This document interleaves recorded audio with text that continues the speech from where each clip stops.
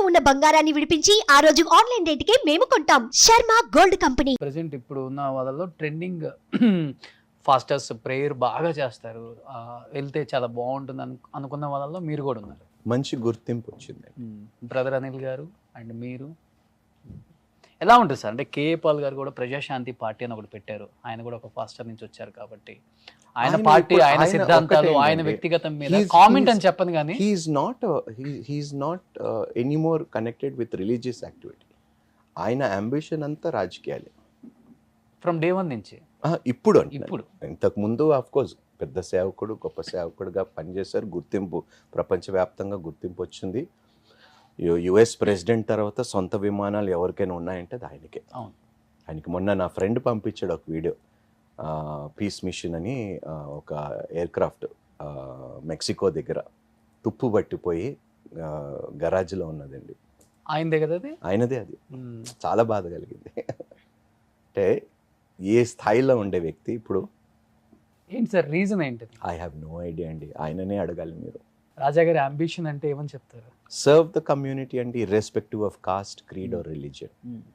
అందరికి న్యాయం చేయాలి. That is what God says, right? I seek for mercy and justice అంటాడు. కనికరము, న్యాయము. ఏ వ్యక్తినైనా దేవుడు కోరుకునేది ఈ రెండే, మర్సీ అండ్ జస్టిస్. సో అందరికి న్యాయం చేయాలి, అందరినీ కనికరించాలి, అందరినీ ప్రేమించాలి. And that is my only ambition అండి. అంటే నాన్న బ్రాహ్మణ్, ఎస్, సనాతన ధర్మాన్ని నమ్ముతారు, అమ్మ క్రిస్టియన్. దీన్ని నమ్ముతారు, రెండింటిని నమ్ముతారా? ఇప్పుడు లేకపోతే ఇప్పుడు ఏదైనా మార్పులు చేర్పులు? ఏదైనా మంచి చెప్తే దాన్ని నేను పాటిస్తాను, irrespective of religion are what ever it is.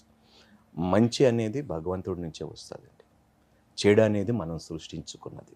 అంటే ఎవర్ లాస్టింగ్ అంటారు కదా సనాతన ధర్మం. It is an eternal. Already Udhayanidhi Stalin కూడా కామెంట్ చేశారు దాని మీద. అది వెరీ అన్ఫార్చునేట్ అండి, వెరీ అన్ఫార్చునేట్. బట్ ఆయన వ్యక్తిత్వానికి అది తెలియాలి. ఎందుకు ఇప్పుడు we are not here to hurt somebody's sentiments అండి, రైట్? అనవసరంగా రాజకీయాల కోసము వర్గాల్ని రెచ్చగొట్టవలసింది. అదే అంటున్నానండి, మీ మాట, your word, at the end of the day Roshan, నేను చెప్పేది ఏమిటంటే బైబిల్లో కూడా ఒకటే, నీ మాటలు మృదువుగా ఉండని అంట. నువ్వు ఎప్పుడు మాట్లాడాలో తెలుసా? బైబిల్ ఏం చెప్తుందంటే, నీవు మాట్లాడిన దాని వలన ఎవరికైనా మేలు కలిగితే మాట్లాడు, నీ మాట వలన ఎవరికైనా మంచి జరిగితే మాట్లాడు, వాడు ఎంకరేజ్ అయితే నీ మాటల వలన మాట్లాడు, లేకపోతే నోరు మూసుకో. This is what the Bible says. అంటే ఇప్పుడు ఈ గరికపాటి గారు వీళ్ళ సిద్ధాంతాలన్నీ కూడా, ఒకడెవడైనా నిన్ను అన్నాడు అంటే వాడి పాప నాడు పోతాడు అంటే నువ్వు చేతగాని వాడివి అనే వాళ్ళే కూడా ఎక్కువ ట్రెండ్ అవుతున్నాయి కదా. అండి అసలు ఎందుకు ఎవరైనా పోవాలని మనం ఎందుకు ఆలోచించాలి? ఒకడు బాగుండాలి అనేది మనం ఆలోచించాలి, అందరూ బాగుండాలి, అదే కదండి. ఇప్పుడు నువ్వు బాగుంటే 10 మంది నీతో పాటు బాగుపడతారు. నేను బాగున్నా అంటే నాతో పాటు 10 మందిని నేను బాగు చేయగలుగుతాను, ఎంతో కొంత విధంగా సహాయం చేయగలుగుతాను. అందుకనే అంటాను అందరూ బాగుండాలి. హైందవ సంస్కృతిని గౌరవిస్తారా మీరు? 100% అండి. భలే ఓకే. మంచి ఎక్కడ ఉన్నదో అది ఎందుకు పర్టికులర్ రిలీజన్ అంటే, any religion that says do good, I will do good, because good can only come from God. Good can only come from God. మంచికి మతాన్ని అని పేరు పెట్టడం దౌర్భాగ్యం రోషన్. కానీ క్రిస్టియానిటీ అది ఎక్కువ జరుగుతుంది అనేది ఒక ఎక్కడ అపవాదమా, లేకపోతే ఎక్కడ జరగటం లేదు? ఇప్పుడు హిందూస్ని ఎక్కువగా కన్వర్ట్ చేస్తున్నారు, డబ్బులు ఇస్తామని, లేకపోతే మంత్కి గ్రాసరీ ఇస్తామని చెప్పాను రోషన్. ఇప్పుడు అమ్ముడు పోయేవాడికి మతం లేదు రోషన్. అమ్ముడు పోయేవాడికి ప్రలోభాలకి గురయ్యి వాడు అమ్ముడు పోతున్నాడంటే వాడికి ఏ మతం లేదు. నా దృష్టిలో అలాంటి వాళ్ళు మనుషులే కాదు. Okay, it has to come from an inner experience. ఏదో అవకాశం వచ్చింది కదా, ఇక్కడ ఉంటే నాకు కొంచెం ఎంతో కొంత ఆర్థికంగా, దాన్ని మీరు మతంతో అంటగట్టకండి దయచేసి. అంటే ఒక చిన్నదే నాకు డౌట్ సార్. ఇప్పుడు ఫర్ ఎగ్జాంపుల్ మన ఇంట్లో ఏదైనా పార్టీ అయినా అకేషన్ ఉంటే ముస్లిం అని కాదు, క్రిస్టియన్ అని కాదు, రిలీజన్ మనం చూడం, అందరం ఫ్రెండ్స్ కాబట్టి పిలిస్తే వస్తారు, ఎందుకు 100% తింటారు బాగానే. ఈ ప్రసాదం వచ్చేసరికి ఎందుకు సార్ తీసుకోరు? It is a faith, it is a belief. మేము ఈ ప్రసాదం తినమండి అంటారు కదా. Every religion has something to do with something. Okay. ఇప్పుడు మీ దేవుణ్ణి మేము నమ్మము అని హైందువులు అనే హక్కు ఎంత ఉన్నదో, మీ ప్రసాదం మేము తినము, ఎందుకంటే అది బిబ్లికల్గా చెప్తుంది. When you can deny hour God, don't you think that when you deny and say we don't believe in your God, we respect your belief, right? We don't accept Jesus Christ as God, we respect that, right? That is your faith, that is your belief, that is your conviction. We don't eat anything that is offered to idol అనేది మేము నమ్మితే ఎందుకు అంత కష్టము?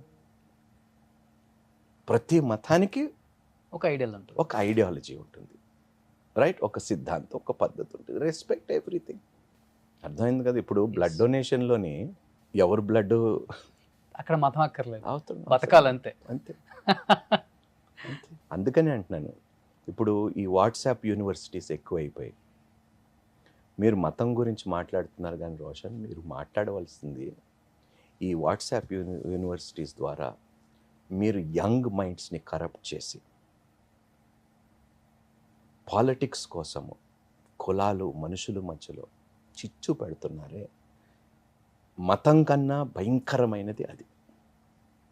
దాన్ని ఎవడు ప్రశ్నించడు. రాజకీయాల్లో ఎక్కువ అయిపోయింది భయంకరంగా ఎట్లా రెచ్చగొడుతున్నారు, ఒక్కరి మీద ఒక్కరు తిరుగుబడేలాగా చేస్తున్నారు ఈ వాట్సాప్ యూనివర్సిటీస్. దానిని ఎవ్వరు ఖండించరు. కానీ దేని గురించి మనం మాట్లాడుతున్నాము? ప్రసాదం గురించి మాట్లాడుతున్నాం. దేనివల్ల నష్టం కలుగుతున్నది? నేను ప్రసాదం తినకపోవటం వల్ల నష్టమా, లేకపోతే రెచ్చగొట్టడం వల్ల నష్టం కలుగుతున్నది? ఎందుకు వీటి గురించి ఆలోచించరు? అందుకనే అంటున్నాను నేను, మనుషులు దే హ్యావ్ బికమ్ మ్యానిపులేట్ చేసేసింది ఈ మీడియా, ఈ పొలిటికల్ స్ట్రాటజిస్టు, ఈ వాట్సాప్ యూనివర్సిటీస్ వచ్చి వాళ్ళకి డబ్బులు ఇచ్చి మీరు చెయ్యండిరా, రెచ్చగొట్టండి, ఫేక్ న్యూస్ పెట్టండి. ఇప్పుడు ఫేక్ న్యూస్ వలన ఎంతమంది ప్రాణాలు పోలేదు మీకు తెలుసు, మీడియాలో ఉన్నారు మీరు. అండ్ అది ఎంత మాకన్నా ఎక్కువ మీకు రియాలిటీస్ మీరు ఇంకా దగ్గరగా ఉంటారు, ఫ్యాక్ట్స్ మీరు దగ్గరగా ఉంటారు.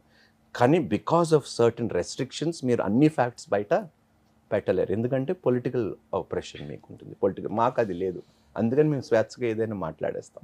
అదే చెప్తుంటారు, 75 సంవత్సరాలైనా కానీ ఇండియా ఎందుకు వెనకబడి ఉంది అంటే ఇండియా వెనకబడలేదు, మనం వెనకబడి ఉన్నాం కాబట్టి ఇండియా వెనకబడినట్టు కనపడుతుంది. నేను ప్రపంచంలోని ఇలాంటి దేశం ఎక్కడ లేదు రోషన్. అంటే నేను అన్ని దేశాలు తిరిగాను, ఇలాంటి దేశం ప్రపంచంలో ఎన్ని తరాలు వచ్చినా కూడా భారతదేశం లాంటి దేశం ప్రపంచంలో ఎక్కడ ఉండదు. మనం ఏ కంట్రీకి పోయినా బతకలేము, కష్టం. వేరే వాళ్ళు ఎవరైనా మన కంట్రీకి వస్తే వాళ్ళ ఐడియాలజీస్ మనం సెట్ కాలేము. నేను జర్మనీలో ఉన్నాను, నేను అమెరికాలో ఉన్నాను, నేను అన్ని దేశాలు తిరిగాను, ఎన్ని షూటింగ్స్కి వెళ్ళి ఎన్ని స్థలాలకు వెళ్ళాను. బాబోయ్, మీ దేశానికి మీకు దండం. When I land in India I feel I'm back home and this is the best place in the world to live. Suman టీవీలో మీ పర్సనల్ అండ్ బిజినెస్ ప్రమోషన్స్ కోసం కింది నెంబర్కి కాంటాక్ట్ చేయండి.